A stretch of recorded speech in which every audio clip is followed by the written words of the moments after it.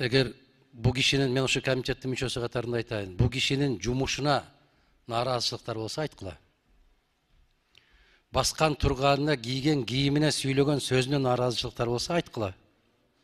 Конституцияны бузуп аткан болсо айткыла. Мыйзамды бузуп аткан болсо айткыла. Эмне себептен кызматтан чакыртып алышыбыз керек? Себеби эмне? Ошол себебин айтсаңыздар, андан кийин бу киши дагы өзүнүн жоопторун айтса.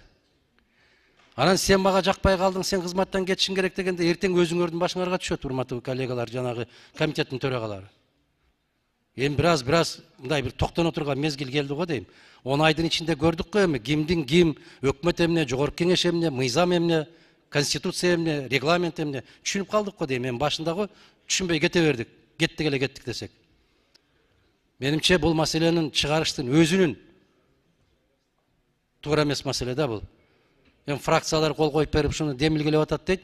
Анда жөндөмүңө айткыла да, эмне себеп болуп атат? Жүйөлүү бир себептери барбы? Ушул боюнча бир акылдашып алсак, ар бирибиздин башыбызда бар, урматтуу кесиптештер, ушуну эске алып коюңуздар. Ар бирибиздин айыпсыз